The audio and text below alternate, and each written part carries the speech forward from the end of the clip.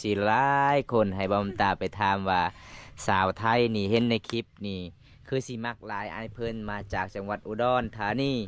แล้วก็บ่คือสาวเวียนเลยจากที่อายเพิ่นมาเยี่ยมมายามอยู่เฮือนเจ้าก็ตอนรับอายเพิ่นกับเขาวเมานี่เจ้าฮักบ่อายเพิ่นเจ้ามักหลายบ่มักหลายบ่น้องย่านายเพิ่นบ่ได้มักอ๋อย่านแต่อายเพิ่นบ่ได้มักเพราะว่าเฮายากจนแต่เรื่องมักนี่น้องมักอยู่แล้วบ่มักอ๋อหล่อบ่น้องเห็นหล่อบ่รอหล่อเลยสเปคเลยภาษาแบบนั้นสมมติว่าคันอายเพิ่นนี่มักเจ้าแท้เนี่ยคันเป็นไปได้แท้นี่เจ้าสิเอาเท่าใดขะดองเจ้า30 ล้านก็เอา30 ล้านก็เอาโอ้คันถ้าอายเพิ่นมักเจ้าถ้าเป็นไปได้เนาะถ้าอายเพิ่นมีผู้สาวนี่ให้อายเพิ่นมาเยี่ยมมายามได้บ่ได้อ๋อบ่ได้หายบ่อ๋อถ้าอายเพิ่นมีผู้สาวก็มาได้บ่มีผู้สาวก็แฮงดีสมมุติว่าคันมีคนมักฮักเจ้านี่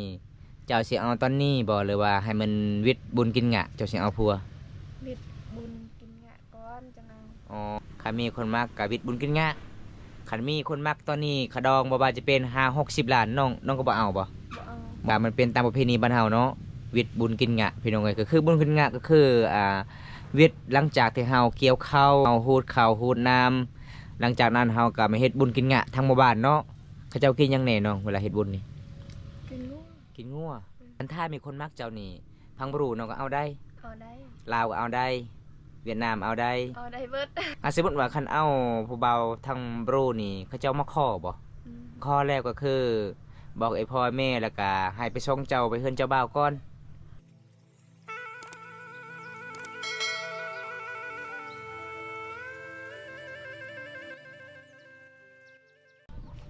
เอาสบายดีทุกคนสบายดีบรรยากาศยิ้มแย้มทุกคนเลยวันนี้บอมตาก็มาเดินทางหมู่บ้านชาวบ้านแกงอาลองเมืองนองแขวงชนเขตทุกคนวันนี้บอมตาก็มาสะพานบุญให้พ่อใหญ่ใจดีจากประเทศไทยอันใหญ่เพิ่นมื้อนี้อันใหญ่เพิ่นก็สิกลับแล้วทุกคนเลยมื้อนี้บอมตาก็มาสะพานบุญให้เพราะว่าอันใหญ่เพิ่นก็เห็นสาวลาวเขตชนบทบ่มีข้าวกินก็เลยอันใหญ่เพิ่นก็ซื้อข้าวมาแล้วก็มาฝากน้ำบอมตามาฝากให้น้องมื้อนี้ทุกคนเลยขาวประมาณ10 กิโลเวลาพี่น้องน้ำหนักประมาณ10 กิโลมื้อนี้ก็จะได้พอหรือบ่สาวไทยเพราะว่ามีผู้ใหญ่ใจดีจากฝั่งไทยบอมตาไปสะพานบุญให้กับ2 คนคือเก่าสบายดีสบายดีสีวัสกุลสกุลคือเก่าเด้ออันนี้คือบ่าวงฟอร์มองกอกบ่หน่อยบ่มีกำลังใจเลยเฮ็ดคลิปช่วงนี้เนาะแม่นปิดการสร้างรายได้พี่น้องจักสิได้หรือบ่พี่น้องเอ้ยเขาต้องคอยแก้ไขก่อนพี่น้องเอ้ยแม่นแต่ก็เฮ็ดไปเพราะว่ากินฮอด FC แม่นว่า2-3 มื้อบ่วงบ่ได้ลงคลิปนะถ้ากินฮอด FC ก็มาเฮ็ดคือเก่าแม่นก็สู้สู้เพื่อ FC แม่นเอ้าทุกคนวันนี้เฮาก็สิเข้านี่ล่ะพี่น้องอาใหญ่เพิ่นฝากมาโอ้มันนักเติบเลยทุกคนเลย10 กิโลเลยพี่น้องโอ้ไปทุกคนขึ้นศาลน้องก่อนเขตชนบทนี่ส่วนหลายเขาเจ้ากับมาตากเข่าเห็นบ่เวลาเขาฮู้เขาให้เขาต้องมาตากตามศาลนะทุกคนอันนี้จะเป็นเฮือนศาลของชาวไทยมื้อนี้ก็สิได้พอหรือบ่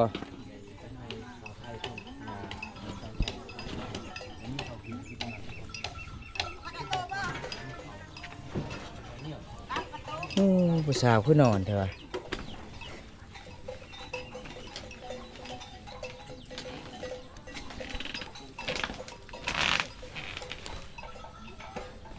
สบายดีเฮ็ดหยังเฮ็ดหยังเจ็บหัวบ่สบายหลายมื้อเลยบ่สบายนะมื้อนี้ไม่ได้ซื้อยากินบ่โอ้ทุกคนเลยผู้สาวนอนบ่สบายอีกโอ้ฮอนมื้อนี้ทุกคนเลยตุบห่มใส่น้องก็บ่สบายอีกลุกบ่ได้อีกอีหยังเห็ดน่ะพี่เห็ดอยู่ก้นโอ้ยบ่มีไฟเป่าบ่มาไอเป่าได้บ่โอ้ยเอาไว้ก่อนทุกคนเลยนี่เนาะเป็นเขาที่อายเพิ่นฝากแม่นก็เลยไปมื้อนี้มื้อวานนี้คือเจ้าลูกใดน้องวันนี้อดเอาพี่นี่เป็นตลอดเนาะเจ้าเนาะมันเป็นบนใดน้อง มันตาสิก็ชอบเลย มันเป็นอยู่ใส่พี่นะ ตลกไอ้ อยู่ได้อยู่ใส่ ก้น อยู่นี่เปิดเรื่องเบิ้ง โอ้ตะ โอ้ บนเลย ยพี่น้องเอ้ย เดือนหนึงเดือนหนึงนี่ก็ประมาณน่ะ2เทื่อหรือว่าเทื่อหนึงเนาะมันเป็นเนาะคือตอนนั้นก็เป็นเนาะมันตาเนาะ เดือนหนึ่งจักหน่วยมันเป็นนะซ่องหน่วยหนึ่งมันเป็นที่สุดคือจุดใด นี่ จุดใดจุดนี้ อยู่ก้นเจ้านะ โอ้ โอ้แสดงว่าเมื่อนี้บ่ได้ไปอาบน้ำเลยเนาะอาบบ่ได้เนาะ เอาบ่ได้ โอ้พี่ มัน น้อง มือบ่ เอ้ย จะนอนมื้อนี้นะ ว่าสิให้น้องเข้าสอบหนึ่งทุกคน แนวใดไปลุกบ่ได้เข้านี่เจ้าสิเอาบ่ ฮะ สิเอา อยู่รอยตะรุมัน อ๋อ สงสารน้องหลายทุกคนลุกบ่ได้อีก น้องบ่ได้สบายทุกคน บ่สบายอีก ปีนี้ไล่เถื่อเลยเนาะพี่มาเฮ็ดเจ้าแล้วแม่นเจ้าคือตัวผู้บ่าวบ่คือพี่เฮ็ดนะฮะ บ่ได้คิดตัวบ่มีผู้บ่าว เจะบ่ได้ขี้ตัวบ่มีผู้บ่าว อืม แต่เป็นหยังคือโตเจ้าพี่เป็นตลอดเลยปีนี้ ปีมักแห้งเนาะ เออเรียกว่าเจ้างามหลาย พี่จึงมักเฮ็ดอีหลี ตอนนั้น แล้วเลยเป็นพี่ตลอดไผสิมักเนาะบ่มีผัวเลยได้ ถ้าบ่มีไผเป่านี่เอาทุกคนเลยน้องบ่สบายเป็นฝีอยู่ในก้นข้างในเฮ็ดหยังบ่ได้เลยลุกก็บ่ได้นั่งก็บ่ได้ ว่าสิให้เขาผู้ใหญ่ใจะดีจากพังไทย สุดท้ายมอบบ่ได้ซ้ำน้องก็แนมเบิ่งซื่อๆน้องก็ลุกบ่ได้น้องว่าคันลุกนี่มันสิจนใจสิขาดมันสิแตกแฮงเลยน้องมานั่งแบบนี้นอนแบบนี้ตลอดทุกคนกินข้าวแบบนี้เนาะป้อนเอาแบบนี้เนาะแสดงว่ามื้อนี้บ่ได้อาบน้ำมื้ออื่นก็บ่ได้อาบแล้วเนาะโอ้น่าสงสารหลายทุกคนมื้อนี้ว่าสิมอบมื้อสิมอบข้าวให้น้องนี่ข้าวที่ผู้ใหญ่ใจดีพากมานำบ่าวบุญตาแล้วก็บ่าววงให้ซอยน้องผู้ใหญ่ใจดีจากประเทศไทยจังหวัดอุดรทุกคนวันนี้ไอ้เพิ่นก็สิกลับแล้วเพราะว่าเมื่อวานนี้ไอ้เพิ่นก็มาเยี่ยมมาหยามไอ้เพิ่นก็มาให้น้องๆก็รายได้แน่แต่ไอ้เพิ่นก็เห็นเพื่อนน้องมีข้าวกินไอ้เพิ่นก็เลยมาฝากข้าวนำบ่าวบุญตาแล้วก็เฮาก็มาสะพานบุญให้กับบ่าววงมื้อนี้ทุกคนน้องก็สิฮับบ่ได้ทุกคนเลยน้องก็บ่สบายแน่ลุกบ่ได้เป็นฝีอยู่ในก้นข้างในพี่น้องพี่น่าสงสารน้องหลายอันนี้ข้าวเด้อข้าวผู้ใหญ่ใจดีจากประเทศไทยจังหวัดอุดรเด้อให้เจ้า ดื่มแห้ง มีแต่แนมเบิ่งซื่อๆเนาะกินบ่ได้แล้วเนาะลุกบ่ได้เด้ เวลาเจ้ากินข้าวได้เนาะเฮ็ดจังได๋ ปอนเอา บ่ได้ปอก อีแม่ลาปอนเอา อ๋อ โอ้ยพี่น้องเอ้ยสบายดีสาวไทย โดยสบายดี เป็นหยังน้องๆคือลุกบ่ได้คือยืนบ่ได้เป็นหยังฮะเจะเป็นหยัง เป็น ฮะ ดันดา หาแตงเจะเป็นพี่บ่ แม่ ปอพี่เฮ็ดเจ้ายังบ่เศร้าอีกเนาะเศร้าๆเลยเฮ็ดต่อเศร้าๆเลยเฮ็ดต่อบ่ได้ไปกวดอยู่ห้องหมอ บ่ได้ไป บ่ได้ไปป้านออกบ่โอ้พี่น้องเอ้ยมาเมื่อนี้น้องก็เป็นฟรีอีกเจ็บบันไดน้องมันเฮ็ดจุดใดมันเฮ็ดนะโอ้โอ้ชุมพ่อเจ้านั่งบ่ได้เนาะอยู่จุดนี้บ่ แม่น โอ้ใหญ่บ่น้องฮ้อนบ่ซำนี้บ่ใหญ่บ่ บ่ บ่ฮ้อน แต่มันเจ็บแฮงเนาะโอ้หลายมื้อเลยบ่ได้ไปนอนอยู่เฮือนเซาโท อืม โอ้ยบ่สบายทุกคนเลยมื้อนี้ว่าสิไปเยี่ยมไปยามชาวไทยพี่น้องไปถามข่าวเรื่องราว FC หลายคนให้บ่ตาไปถามว่าสาวไทยนี่เห็นในคลิปนี่คือสิมักหลายอ้ายเพิ่นมาจากจังหวัดอุดรธานีแล้วก็บ่คือสาวเวียนเลย เป็นจังไดเนาะสาวไทยหลังจากที่อ้ายเพิ่นมาเยี่ยมมายามอยู่เฮือนเจ้าก็ต้อนรับอ้ายเพิ่นกับข้าวเมาแน่เจ้าฮักบ่อ้ายเพิ่นเจ้ามักหลายบ่ มักหลายบ่น้อง แต่อายย่านอายเพิ่นบ่ได้มา อ๋อย่านแต่อายเพิ่นบ่ได้มัก เพราะว่าเฮายากจน อืม แต่เรื่องมักนี่น้องมักอยู่แล้วบ่ มัก อ๋อหล่อบ่น้องเห็นหล่อบ่ รอ หล่อเลยสเปคเลยผู้ชายแบบนั้น เด็ก โอ้ทุกคนเอ้ย เพราะว่าน้องเห็นอายตอนแรกๆก็หล่อเลยบ่โอ้คอยเลยเห็นเจ้าตกใจเอ้าว่ามันหยังเนาะสาวไทยคือตกใจบ่จักว่าสาวไทยเห็นผู้บ่าวหล่อเนาะ แสดงว่าน้องนี่แอบฮักอายเพิ่นบ่ อืม โอ้แต่อายเพิ่นบ่ได้ฮักเพราะว่าอายเพิ่นก็มาเยี่ยมมายามซื่อๆเนาะอ๋อทุกคนเลย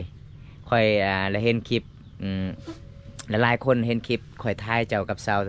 าวโทสาวไทยนี่เขาว่าโอ้น่าฮักหลายอารมณ์ดีมักหยอกคัวม่วนมักก็มักเขาว่าหั่นน่ะมักอหลีเนาะบ่ได้ตัวเนาะฮักจริงอหลีทุกคนเลยมามื้อนี้น้องก็บ่สบายแน่โอ้ยพี่น้องเอ้ยว่าสิไปถามข่าวๆเรื่องราวจัดให้ตามคำขอ FC หลายๆคนให้บ่าวมันตาไปถามข่าวๆน้องไทยกับน้องโทมามื้อนี้บ่ได้พอน้องโทเนาะน้องโทไปใส่น้องโท ไปคนมันอยู่บ้าน อยู่บ้านหยัง ถึงอยู่บ้านใดลืมแล้ว บ้านคนซี่บ่ แม่นอยู่บ้าน อ๋อบ้านคนซี่จักมือแล้วสาวโทไปกดมัน เมื่อวานมีเสาทุก เมื่อวานนี้ไปซอยพี่น้องบ่ เนี่ย พี่น้องเอ้ยน้องก็บ่สบายแน่มามื้อนี้เป็นจั่งใดเนาะโตเจ้านี่พี่นี่เฮ็ดตลอดเลยบ่แม่นน้องเฮ็ดผิดอยู่ในเฮือนในศาลบ่ ลม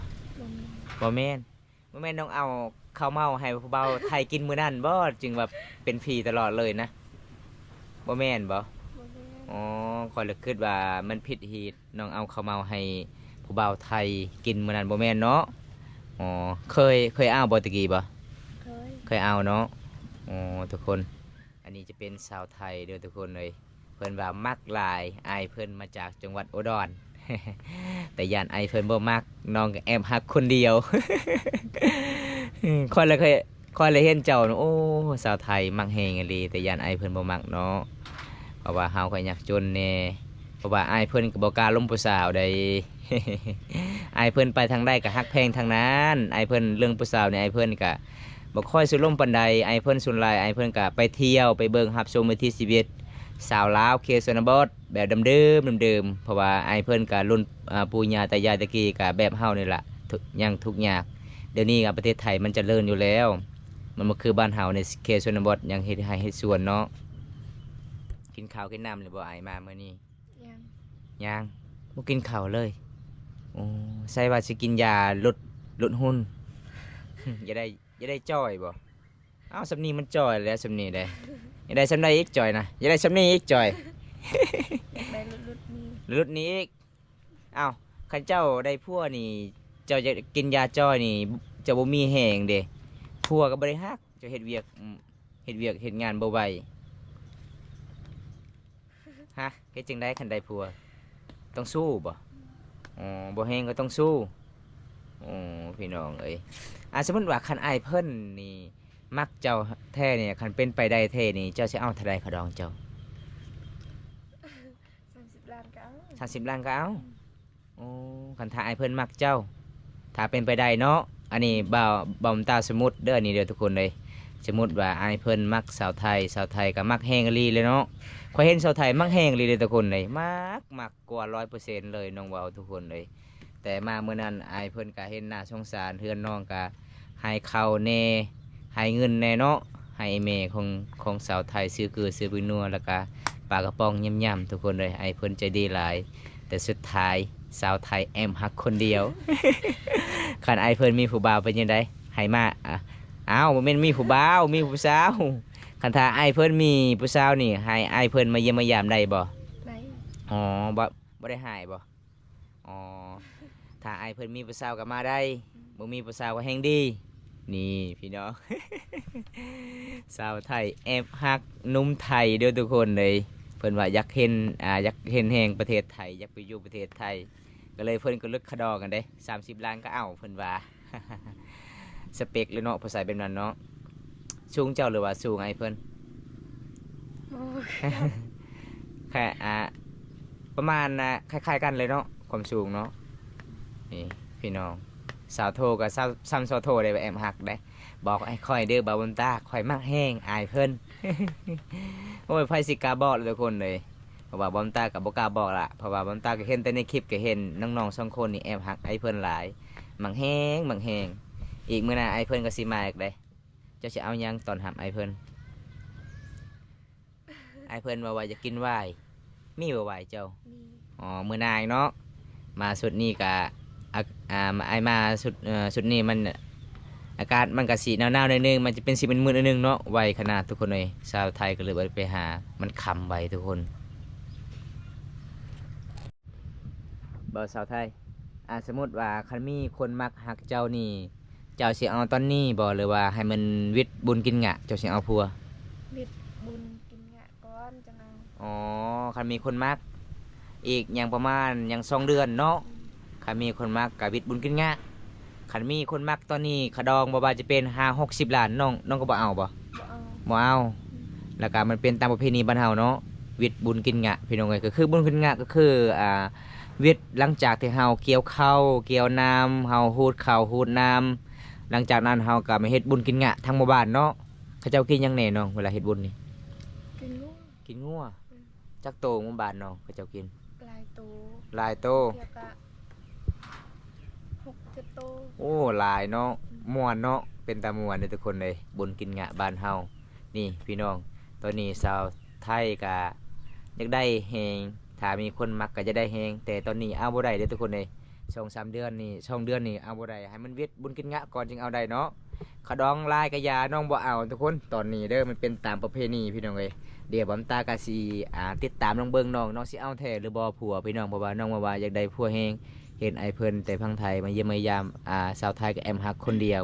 สาวไทยเห็นว่าล่อเอาบ่ได้บำตากะสิตามน้องเบิ่งถ้าน้องเอาผัวบ่ได้บำตากะยินดีนำบำตากะสิถ่ายคลิปให้ FC ได้รับชมประเพณีบ้านเฮางานแต่งงานเวลาเอาผัวแบบใดทุกคน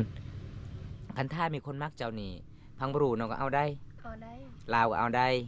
เวียดนามเอาได้ เอาได้เบิด ไทยก็เอาได้เนาะ ปกติ แต่ความพันเฮาอยากได้คนไทยแต่คนไทยบ่มักเนาะเฮาอยากจนทางบรูเอาก็เอาได้เลย สมมุติว่าคันเอาผู้เบาทางบรูนี่เขาเจ้ามาขอบ่ มา อ๋อมาขอแล้วก็คือบอกไอ้พ่อแม่แล้วก็ให้ไปส่งเจ้าไปเฮือนเจ้าบ่าวก่อนโอ้แสดงว่าน้องๆนี่ไปสู่ผู้บ่าวก่อนเนาะ อืม จึงเฮ็ดงานแต่งงานใหญ่เนาะโอ้พี่น้องเอ้ยต้องไปสู่ผู้บ่าวก่อนเด้อทุกคนมันเป็นตามประเพณีพี่น้องเอ้ยอีก12ของ14ชุมเผ่ามังกรบ้านเฮาสาวลาวส่วนหลายเขาเจ้าเอาผัวก็คือไปสู่ผู้บ่าวตลอด ก็คือให้ผัวเจ้ามาอยู่เฮือนหลังนี้บ่ได้เนาะคล่ำทุกคนเลยน่าสงสารชาวไทยหลายบ่สบายอีกมื้อนี้อยากได้ผัวแน่ สิได้ผัวบ่เนาะพี่เฮ็ดตลอดทั้งก้นนะ ให้ค่อยเป่าได้บ่ บ่ได้ บ่ได้ ค่อยบีบให้แป๊บเดียวมันก็เศร้าเลยได้ พี่นี่เฮ็ดแท้เฮ็ดว่าเด้ชาวไทยไอ้เจ้านี่ เจ้าคนงามพี่ก็มักเฮ็ด นอนทำพี่ลายแล้วมันเฮ็ดตล โอ้ อด ยคันเจ้าคันมีเงินนี่เจ้าสิไปปัดอยู่ห้องหมอบ่เอเล่บ่ เอลี แม่มาน้องกล้าบ่อันนั้นให้กระเจ้าจับอยู่นี่ กา เอเล่บ่อ๋อเวลาเขาปาดประมาณเท่าใด โหเพื่อนบ่เคยไปปาด บ่เคยไปปาดเอ้าบ่เคยไปปาดมันยังน้องว่าคือกล้าเอ้า อด บ่าวตาบ่กล้าเด้เขาแก้หมดเด้นี่เด้น้องไอ้เวลาเขาปาดเด้คันเจ็บตามค่านี่ใคร คันน้องว่ากล้าปาดมาให้ค่อยเบิ่งก่อนค่อยสิใส่ยานี่นะ เดี๋ยวค่อยสิเป่าอยู่นี่ก่อนค่อยสิทายาให้เบิ่ง จักเทื่อแล้วปีนี้พี่เฮ็ดเจ้า 2-3 เทื่อแล้ว 2-3 เทื่อแล้วโอ้เฮ็ดจุดเดียวตลอดเลย อืม โอ้ก็เฮ็ดตามแขนขาไข่เนาะอันนี้ไปเฮ็ดทางก้นพี่น้องเอ้ย น้องก็บ่สบายแน่นอนตลอดเลยอุ้ยน่าสงสารน้องหลายเด้อทุกคนเลยเอาสาวไทยสิได้ผัวบ่เนาะคันบ่ได้เศร้านี่นะคันบ่ได้เศร้าก็บ่มีไผมักเนาะน้องเป็น ตลอดชีวิต เป็นพี่น้องไอ้ลูกบ่ได้น้องก็เลยนอนนี่ทุกคนเลยจะได้บำตากะสิกลับกันเด้อน้องเด้อสู้ๆเด้อให้ไวๆเด้อให้ได้ผัวไวๆแน่ คันเป็นพี่ตลอดนี่น่าสิบ่ได้ผัวทุกคนเลยสงสารน้องลายมาเยี่ยมมายามน้องมื้อนี้น้องก็เป็นพี่อยู่ในก้นแน่ค่อยสิเป่าน้องก็บ่ให้เป่า โอ้ยสงสารน้องลายพี่น้องเอ้าทุกคนบำตากะสิปิดไว้สำนี้ก่อนพี่น้องคลิปนี้บ่มีหยังหลายสิพา FC ได้รับชม แต่จนจบก็ขอให้อยู่ดีมีแห้งก็ขอให้ร่ำให้รวยทุกคนเลยมื่อนี้บอมตากะว่าสิไปถามข่าวๆจัดหายตามคำขอ FC หลายคนให้บอมตาไปถามข่าวๆเรื่องราวนุ่มไทยมาเยี่ยมมายามสาวไทยเป็นยังไงสาวไทยมักแห้งบ่แต่น้องมักแห้งอีหลีเด้อทุกคนเลยแต่ยานไอ้ายเพื่อนบ่มักเพราะว่าไอ้ายเพื่อนกับไปเที่ยวลาวซื่อๆไอ้ายเพื่อนกับบ่ได้ไปจีบสาวลาว ไปเยี่ยมไปยามสาวลาวแล้วก็ไปเบิ่งรับชมวิถีชีวิตสาวลาวพี่น้องเอ้ยเพราะว่าน้องกับสาวโทก็แอมฮักพี่น้องแอมฮักอายเพิ่นว่าล่อทุกคนเลยมาทางมื้อนี้น้องก็แอมฮักอีกนะว่าล่อหลายพี่น้องเอ้ยเอ้าจนได้ก็ไปปะ14หลายคนเด้อทุกคนเลยคลิปหน้าพบกันใหม่ขอกล่าวคำว่าสวัสดีครับผมบ๊ายบาย